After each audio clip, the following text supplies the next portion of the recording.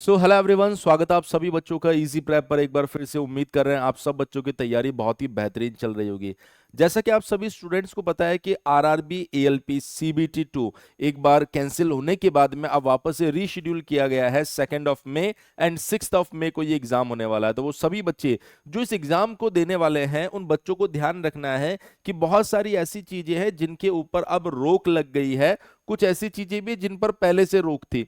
अगर आप इन सब चीजों का ध्यान रखेंगे तो एग्जामिनेशन सेंटर पर एंट्री के समय आपको किसी भी तरह की कोई दिक्कत नहीं होने वाली। तो आप वीडियो को अंत तक जरूर देखिए।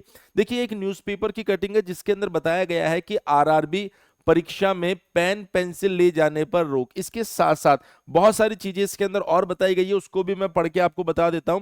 आरआरबी ने NTPC, JE, loco pilot, group D जैसी रेलवे परीक्षाओं के लिए महत्वपूर्ण गाइडलाइन जारी की है। रेलवे भर्ती बोर्ड परीक्षाओं में अब इसी गाइडलाइन के आधार पर उम्मीदवारों की एंट्री होगी। इसमें परीक्षा केंद्रों पर किन वस्तुओं को लाने की अनुमति नहीं है, यह जानकारी स्पष्ट रूप से दे दी गई है। इसमें इलेक्ट्रॉनिक डिवाइस से लेकर health device, pen, pencil, cap आदि भी शामिल है। केंद्र के अंदर पेन पेंसिल भी ले जाना मना किया गया है। चीटिंग को हर तरीके से रोकने के लिए रेलवे की साइड से ये कदम उठाए जा रहे हैं। अब देखते हैं कि आरआरबी एएलपी सीबीटी 2 सफलतापूर्वक हो पाता है या नहीं हो पाता है, क्योंकि हाल ही में अगर आप पिछले 1 डेढ़ महीने के थोड़े से ट्रैक रिकॉर्ड को देखेंगे तो आरआरबी की साइड से जो एएलपी सीबीटी 2 कंडक्ट करवाया गया था उसमें भी लीक के केसेस आए थे, सर्वर इशू के केसेस आए थे और पेपर रद्द हो गया। अभी आरआरबी जेई सीबीटी 2 आपने देखा जिसमें सेकंड शिफ्ट को पूरी तरीके से रद्द कर दिया गया है। अब यहां पर कुछ और कठोर कदम उठाए गए हैं आरआरबी की साइड से। इसका क्या असर पड़ता है वो देखते हैं। साथ में यहां पर यह भी लिखा गया, हाथों और पैरों पर मेहंदी ना लगाए। यहां पर बहुत सी बार बच्चे क्या होते हैं कि मेहंदी वगैरह हाथ पैर पे लगी होती है जिसकी वजह से उनको भी एंट्री में दिक्कत आती है। ये भी मैं पढ़ के आपको बता देता हूं।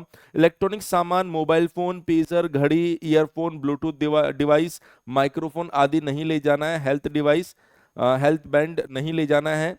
कैलकुलेटर, किताब, pen, pencil, eraser, pouch, belt, handbag, cap, purse, camera, पानी की बोतल, पैक किया गया खाना आदि सेंटर के अंदर लेकर जाना अलाउ नहीं है। सो ओवरऑल वो सभी बच्चे जिनको ये जानकारी नहीं थी, मेरे ख्याल से अब पता चल गया होगा कि इनमें से कुछ भी आप नहीं ले जा सकते। कल आपका आरआरबी एएलपी सीबीटी 2 का पेपर है, तो पेपर में जब आप पेपर देने जाएंगे तो सेंटर पर एंट्री के समय अगर आप इनमें से कुछ भी लेकर जाते हैं तो आपको दिक्कत आ सकती है। इसके अलावा जैसा कि आपने देखा कि जब सीबीटी 2 लास्ट टाइम पर हुआ था तो सर्वर का इशू आया था।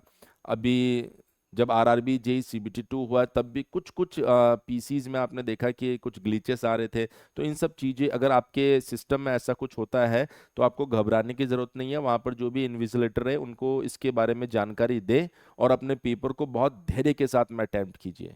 अगर आपकी तैयारी बढ़िया है तो आपके सिलेक्शन को कोई नहीं रोक पाएगा। इजी प्रेप और मेरी ओर से आप सभी बच्चों को आरआरबी एएलपी सीबीटी 2 के लिए ऑल द बेस्ट। रेलवे से जुड़े किसी भी अपडेट के लिए बने रहिए हमारे चैनल इजी प्रेप और इजी प्रेप रेलवे एग्जाम के साथ। Thank you so much.